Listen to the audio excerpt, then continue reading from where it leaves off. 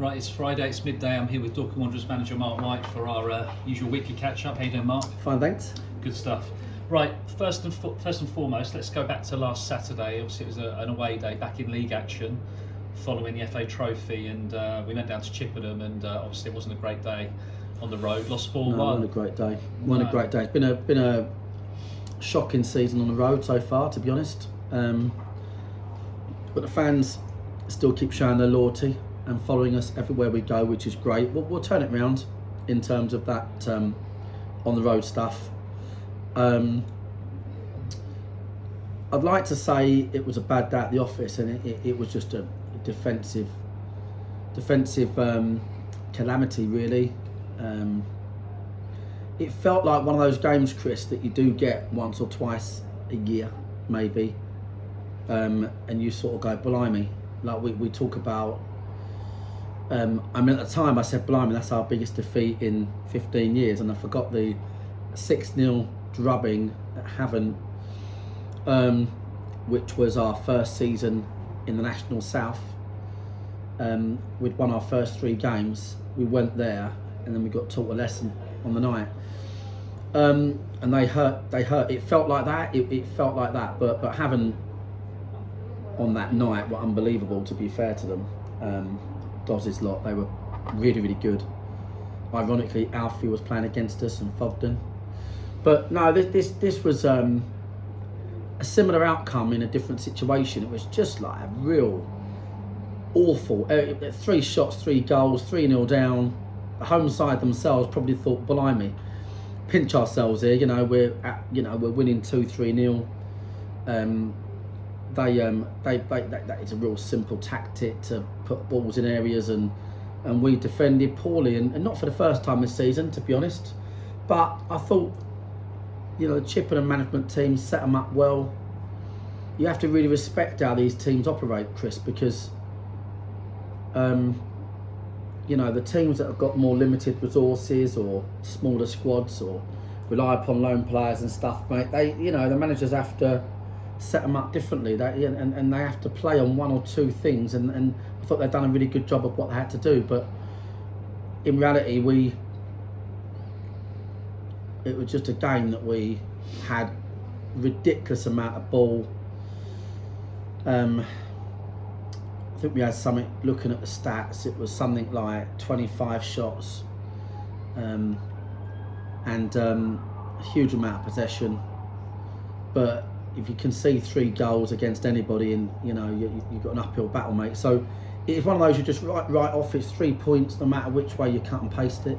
So it's one of those. It feels like a bad day at the office defensively, and it's behind us, and we'll hope to sort of build on that tomorrow. Do you know what I mean? And use that as a bit of fuel to get us going tomorrow. It's very unlike us to be that bad at the back. We haven't had a great season at the back, that needs to be said, but we've had nothing but a change in back 3, changing keepers. Do you know what I mean? So it's not been easy, but we'll get there. Do you know what I mean? We'll get there. We will get there. That's the bottom line. Okay, and obviously, you mentioned about since the weekend. Obviously, you've had an opportunity to have a look at the squad, have a couple of sessions with them. What is the latest before we talk about tomorrow's game against Welling? Well, Stuart Nelson's now moved on, so we wish Stuart well. We've now given squad numbers to Josh Wilson, really talented keeper in our 23s. Our pathway is producing more and more players now, which is just brilliant. And Dan Lincoln, who's now coming in as first choice. Slav won't be fit until Feb or March. Dan Lincoln is a top guy and a top keeper. He's going to fit in really well. He's played with a few of our boys before, Sammy, Alab, David Ray. He's been part of promotion winning teams before, a professional cricketer by trade. We're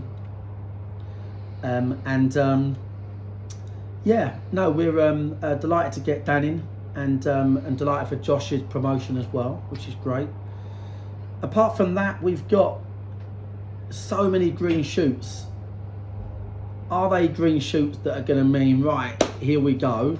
Probably not. But when I tell you, you know, Phil Potts now been in training for 3 weeks back from his hernia, he's probably ready to do his first bench. And, you know, boy, have we missed Isaac. You know, a young, robust defender, pace, aggression, you know, agility. So Isaac is in the wings coming up to this Christmas period. Fogden's is on a comeback trail, and he's now at a point where he can start using a football, which we're delighted with. Bobby Joe Taylor's completed training this week, which is great. So we've got Sammy and David Ray. David Ray's back in training. He'll take a week or 10 days probably. Sammy Alab will be in a few weeks. Kennedy's a bit longer, and Jimmy Mewitt's cracked 2 ribs. That was what the issue was. Took us a long time to find that out. So he's looking at after Christmas. But Jason's back, McShane's back, and anyone who watches this update, they're designed really for our fans, and or obviously you get the opponents snooping, I don't blame them, but you know, it has been a bit like a casualty, like every single week, people trying to keep up with it really. But everybody now, with the exception of Kennedy really, I think, who's, you know, going to be after Christmas, but actually everybody's in sight now. We've signed Lincoln, which is Dan, which is a real big positive. I think Jordan Cheadle's a brilliant fit for the club. Darren Oldacre, brilliant fit for the club. He'll be making his debut this Saturday. So I think hopefully we're on a sort of on our way back with these players. So and hopefully just in time for that glut of games. They're not going to be where we want them to be. I kind of feel like we're going to need to get, you know, hopefully by mid to the end of Jan, we're just like, right, it's all behind us now and we're in a much better state. But there are green shoots, Chris. That's the bottom line. But they're small ones. It's all good and well getting these boys out there. Look at Jason.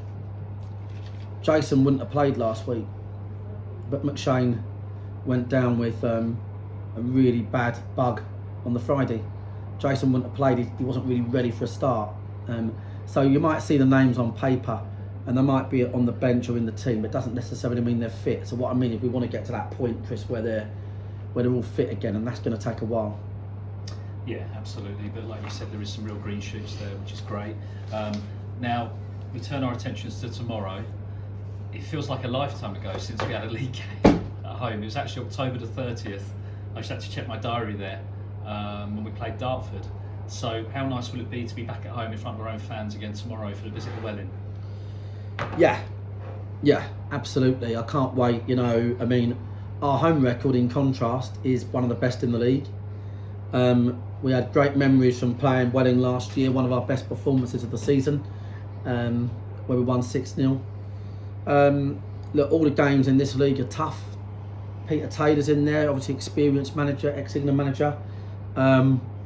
So they're just fighting for their cause at the moment. They're, you know, they understand where they are as a club. Listen to Peter's interview, and they know sort of where they are. And obviously Peter speaks a lot of sense about where they are, where their position is. They're in transition. They've signed new players, and these teams are always a danger. But we'll say the same thing every single week, Chris. Do you know what I mean? This league, it don't matter what team goes where. It just don't matter. You see every single week, you look at the results, there's a shock on paper. You know, there's a result that was unexpected, and, you know. I think what I'm looking for is, I really hope the fans, we really need the fans behind us.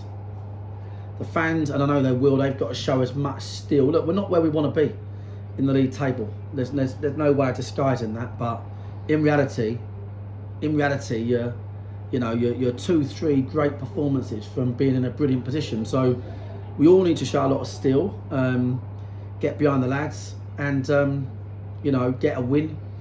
and then we'll take the positives from that on the road to Oxford on Tuesday. But no matter what happens, Chris, it's building bridges right now. We're on the comeback trail. I even felt last week at Chippenham, despite the disastrous outcome, so many good things in that performance. Nicky Wheeler, I thought, was starting to look really fit again, having been injured, and the midfield boys looked so drilled. So there's a lot of positives knocking about for me, and we just need to relax, enjoy it, and I'm sure the results will come. Absolutely. And just final thing from me, obviously, for anybody coming tomorrow, if you want to beat the turnstiles, do buy a ticket in advance. Go to dorkingwanderers.com, and then it's a lot quicker to get in. Also, we've got tickets on sale for the Southend trip a week on Saturday in the FA Trophy for the coach. Now, we haven't got many seats left, so if you want to secure your place on the coach, do move fast. It's only £10 return. It's going to be a big good away day with a big following, so I can't stress enough, if you do want to make sure you're on that coach, you really need to get your ticket before the end of the weekend, because there's a likelihood it will be sold out in the next 24 hours. So, all right, Mark, well, look, thanks a lot for your time. Yeah, it's going to be a good Christmas. I mean, by the way, just you're taking your point about Oxford, Southend. I mean, Havant home away, Dulwich Hamlet.